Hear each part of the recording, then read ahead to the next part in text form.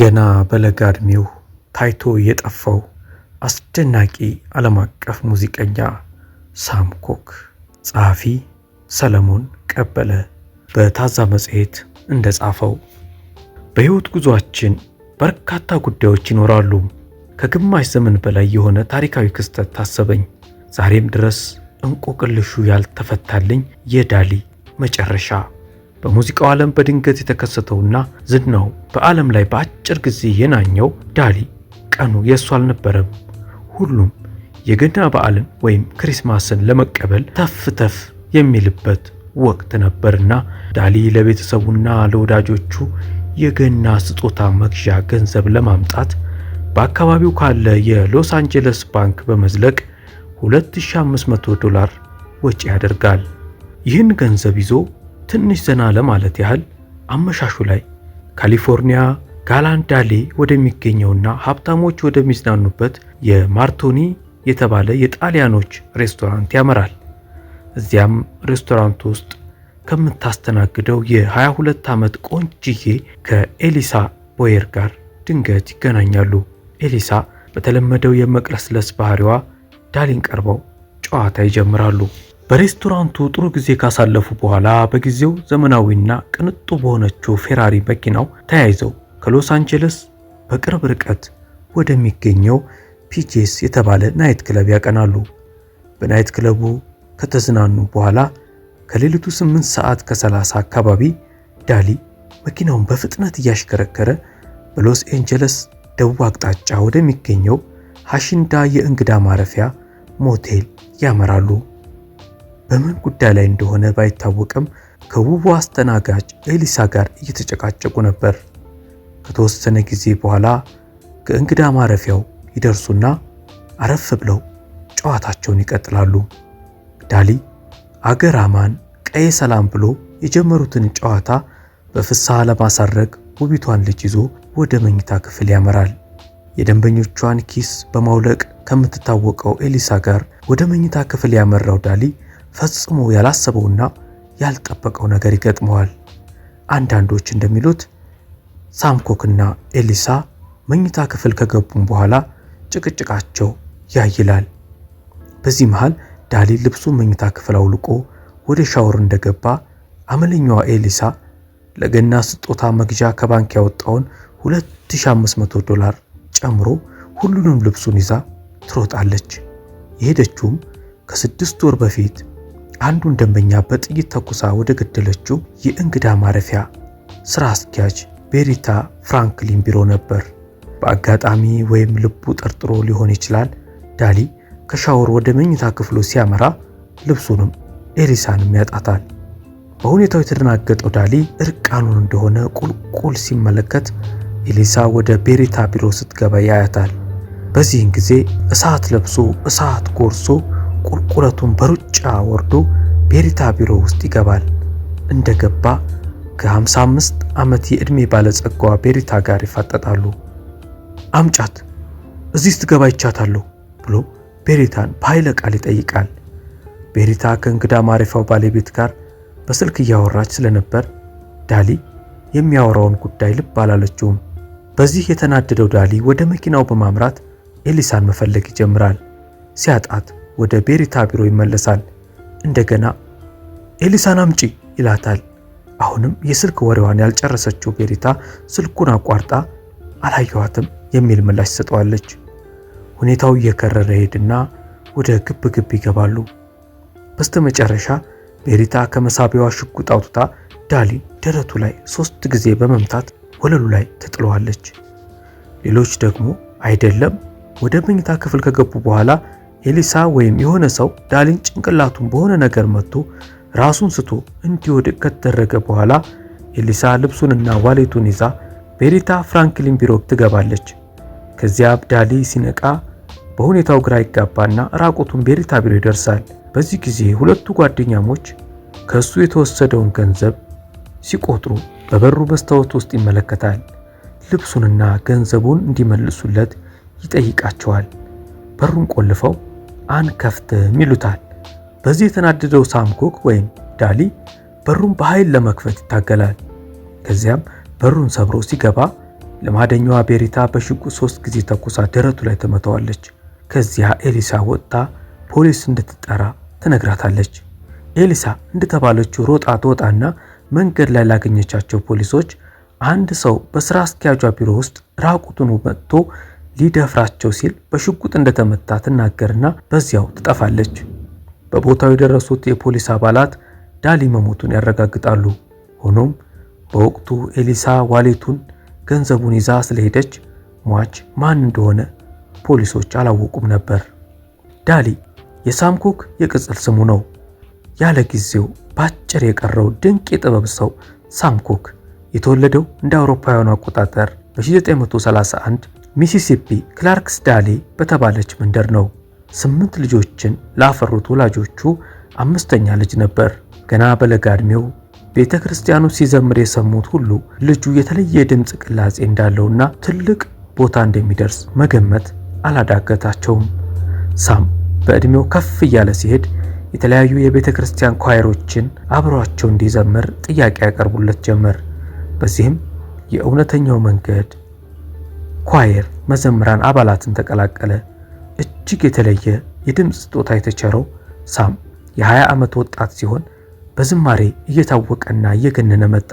በአማኞች ዘንድ በወቅቱ ዝነኛና ታዋቂ የነበረው ዘማሪ ሃሪሰንን የሚተካ እስከ መባልም ደረሰ። በወቅቱ እጅግ ታዋቂ የነበረው የነፍስ አዳኞች የተሰኘ ኳየር አባላትን ተቀላቅሎ ዝማሬውን ቀጠለ። በዚህ ጊዜ በአሜሪካ የተለያዩ ቤተ ክርስቲያናት እየተዘዋወረ ዘምሯል። በእነዚህ ጊዜያትም ሳም አንድ ነገር ተገንዝቧል። ጥቁሮች በቀለማቸው ምክንያት እየተገፉ ነው። በጥቁሮች ላይ የሚደርሰው መገለልና መድሎ ያስቆጨውና ያስቆጣው ጀምሯል። በዚህ የተነሳ ነጮች በሚገለገሉበት የቤተ ክርስቲያን ኮንፈረንሶችና ዝግጅቶች ላይ እንዲዘምር ሲጋበዝ ግብዣውን አልቀበልም በማለት በወቅቱ የጥቁሮች ሰብአዊ መብት ተሟጋችነቱን በተግባር አሳይቷል። ይህ ወቅት ሳም ወደ ዝናና መታወቅ ማማ የመጣበት፣ ስሙ መናኘት የጀመረበት ነበር። ከዚህ ኳየር አባላት ጋር ለ6 ዓመታት ከዘመረና በርካታ መንፈሳዊ መዝሙሮችን አሳትሞ ለአድማጭ ካደረሰ በኋላ የሕይወት አቅጣጫው ይለወጥ ዘንድ ግድ ሆነ። በብዙዎች ጉትጎታና ውትወታ ፊቱን ከመንፈሳዊ ዘማሪነት ወደ ዓለማዊ ዘፋኝነት አዞረ። በለስላሳ ተስረቅራቂና ማራኪ ድምፁ ከብዙዎች ልብ ውስጥ በመግባት እጅግ ዝነኛ ለመሆን ጊዜ ያልወሰደበትም። እንደ አውሮፓውያኑ አቆጣጠር በ1957 ያሳተመው ላኪልኝ ዩ ሴንድ ሚ የተሰኘው አልበሙ በሚሊዮኖች ኮፒ የተሸጠ ሲሆን በአጭር ጊዜም ውስጥ ወደ ቢዝነሱ ዓለም ለመቀላቀል ችሏል። የጥቁር አሜሪካውያን አርቲስቶች ኮከብ እስከ መባልም ደረሰ። ይሁንና ሳም ከአንዳንድ የክፍያ ጉዳዮች ጋር በተያያዘ ከሙዚቃ አሳታሚ ኩባንያዎች ጋር አይግባባም። በኋላ ላይ ሳር ወይም ደርቢ የተሰኘ የራሱን የሙዚቃ አሳታሚ ኩባንያ በማቋቋም ወደ ሥራ ገባ። በወቅቱ የአሜሪካ ሚዲያዎች የምንጊዜም የሮክ ኤንድ ሮል ሙዚቀኛ ሲሉ አወድሰውታል። ከሱ በኋላ ወደ ሙዚቃው ዓለም የመጡ አዳዲስ ዘፋኞች የሱ ተጽዕኖ እንዳረፈባቸውና እንደሚያደንቁት ተናግረዋል። ካሳተማቸው ስራዎቹ ለውጥ ይመጣል፣ A Change Is Gonna Come የተሰኘ አልበሙ የተለየ እንደነበር ይነገራል። ይህ አልበሙ ለለውጥና ለጥቁሮች ነፃነት መከበር የነበረውን ተፈቃሪ የተሰኘውን የመጀመሪያ የሙዚቃ አልበሙን ሲያሳትም ከቤተ ክርስቲያን ከፍተኛ ተቃውሞ ገጥሞት ነበር። እርሱም ይህ እንደሚገጥመው አውቆ ነበርና አልበሙን ያወጣው ዳሊ ኩክ በሚል የቅጽል ስሙ ነው። በማስከተል ተደማጭና መሳጭ ሙዚቃዎቹን ለአድማጮቹ እንሆ ብሏል። ሁሉም ቻቻን ይወዳል። Everybody loves to cha-cha 16 ብቻ only 16 ምን አይነት ድንቅ ዓለም ነው! What a wonderful world የተሰኙ ሙዚቃዎቹን በጣፋጭና መሳጭ ድምፁ አንቆርቆሮ ተደንቆበታል።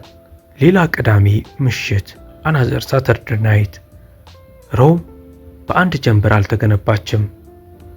ሮም wasn't built in a day የተሰኙ ሙዚቃዎቹ በየዘመኑ ብዙዎችን ያዝናኑ ሲሆን ዛሬም ድረስ አይረሴ ሆነው ተዘልቀዋል። ሳም በ20ኛው ክፍለ ዘመን ድንገት ብልጭ ብሎ የጠፋ ተጽዕኖ ፈጣሪ የብሉዝና የሪትም አባት ነው ይሉታል። የሶል ንጉስ እስከ መባልም ደርሷል። ትንፋሹን ለረጅም ጊዜ ማቆየትና በአንዱ ትንፋሽ ስልቶችን እየቀያየረ መዝፈን የሚችል ባለልዩ ተሰጥኦ ባለቤት እንደነበር የሚመሰክሩም አሉ። ሳም በዚህ ምድር በቆየባቸው እጅግ ጥቂት ጊዜያት በእነዚህ ውብ ሙዚቃዎቹ በተለይም የዓለማችንን ነጭ ወጣቶችና መላውን የጥቁር ሕዝብ ቀልብ ለመግዛት ችሏል። ሳም ሙዚቀኛ ብቻ ሳይሆን በጊዜው ነቅነቅ ወይም ሼክ የተሰኘ አዲስ የዳንስ ስልት ባለቤትም ነበር። እነዚህ ስራዎቹ በሳም ሕይወት ውስጥ አዲስ ምዕራፍን የከፈቱና ዓለም በመላ በዚህ ሰው ላይ አይኑን እንዲጥልበት ምክንያት ሆነዋል። ዝናው በዓለም ላይ በናኘበትና ጥሩ የሕይወት መስመሩ ላይ በነበረበት ወቅት በዕለተ ሐሙስ ሳይታሰብ ወዳጆቹን፣ አድናቂዎቹንና መላውን ጥቁር አሜሪካዊ ባስደነገጠ ሁኔታ ገና በ33 ዓመቱ ሕይወቱ አለፈ። ከግማሽ ክፍለ ዘመን በፊት አድናቂዎቹን በሞት የተለየው ሳም ኩክ ድምፃዊ፣ የግጥምና የዜማ ደራሲ፣ የሙዚቃ አዘጋጅ፣ አቀናባሪና አሳታሚ ነበር። ብዙ የጥበብ ሥራዎቹን ለዓለም ማበረከት በሚችልበት ዕድሜው እንዲሁ እንደዋዛ ከቤቱ ወጥቶ የመቅረቱ ነገር ዛሬም እንቆቅልሽ ነው። የሀገሪቱ ፍርድ ቤት ዳኞችና ባለስልጣናት ሳም የሞተው በአስገድዶ መድፈር ሙከራ እንደሆነና ገዳዩ ቤሪታ ፍራንክሊን በሰጠችው የእምነት ክህደት ቃል ምስክርነት ይህንን አረጋግጠናል ቢሉም ዛሬም ድረስ ብዙዎች ከግድያው ጀርባ ሚስጥር እንዳለና ግድያው በታቀደና በተቀነባበረ ሁኔታ እንደተፈጸመ ይስማማሉ። ይህም እውነት ተዳፍኖ የመቅረቱ ጉዳይ ዛሬም ድረስ በርካቶችን በቁጭት እያንገበገበ ይገኛል። ቤሪታ በሰጠችው ቃል ሳም እኔንና አብራኝ የነበረችውን ወጣት ሊደፍረን ሙከራ አድርጓል፣ በዚህም ራሴን ተከላክያለሁ ነበር ያለችው። ቤሪታ ለፍርድ ቤት በሰጠችው ቃል ሳም ሊሞት ሲል አንድ አሳዛኝ ቃል ተናገረኝ አለች። አንቺ ሴት መታሽኝ ሌዲ ይሾት ሚ የሞቱ ምክንያት አስገድዶ መድፈር ሙከራ ነው የሚለውን የወቅቱን የሀገሪቱ ፍርድ ቤት ውሳኔ የሰሙ ከ200 ሺህ በላይ የሳም አድናቂዎች በሎስ አንጀለስ እና ቺካጎ አደባባዮች ወጥተው ተቃውሟቸውን ገልጸዋል። ለሞቱ የተሰጠውን ሰበብ እንደማይቀበሉትና ስብዕናው ይህ እንዳልሆነ ይልቁንም ከበስተጀርባው ሚስጥር እንዳለ በመጠቆም ድምጻቸውን አሰምተዋል። ሰሚ አላገኙም እንጂ። ኤሊሳ በስተመጨረሻ ተፈልጋ በቁጥጥር ስር ከዋለች በኋላ ጓደኛዋን በማስገደል ወንጀል ተፈርዶባት እስር ቤት ገብታለች። ቤሪታም እንዲሁ ቀለል ባለ የሰው መግደል ወንጀል ተፈርዶባት ዘብጥያ የወረደች ቢሆንም 1 ዓመት ከ6 ወር ቆይታ በህመም ምክንያት ከዚህ ዓለም በሞት ተለይታለች። ለሳም ሞት 2 ገዳዮች በዋናነት ይነሳሉ። ሳም በሙዚቃው ዓለም እየገነነና በዚህም ገቢው እያደገ ሲመጣ ለሱ የሚከፈለው ገንዘብ ከስሙና ከሚያስገኘው ገቢ ጋር ባለመጣጣሙ ከሙዚቃ አሳታሚ ኩባንያዎች ጋር አለመግባባት ውስጥ ገብቷል። በኋላ ላይ የራሱን የሙዚቃ አሳታሚ ኩባንያ ከፍቶ የላቡን ዋጋ ማግኘት ቢችልም ቀደም ብሎ ጥርስ ውስጥ ያስገቡት የሙዚቃው ቢዝነስ ሰዎች በስውርና በተቀነባበረ ሁኔታ እንዳጠፉት የሚናገሩም አሉ። ሌላው ምክንያት ሳም እየገነነና እየታወቀ ሲመጣ ኃይለኛ ተጽዕኖ ፈጣሪ ለመሆን ችሏል። በመጨረሻው የህይወት ዘመኑ ለጥቁሮች መብት የቆመ የሰብአዊ መብት ተከራካሪ ሆኖ ብቅ ማለቱ በአክራሪ ነጮች ዘንድ አልተወደደም። እናም ይህም ለሞቱ ምክንያት ሊሆን ይችላል የሚሉ አሉ። እንዲህ አይነት ትረካዎች እንዲደርሷችሁ ቻናላችንን ሰብስክራይብ እንድታደርጉ ተጋብዛችኋል። ልዩ ሚዲያ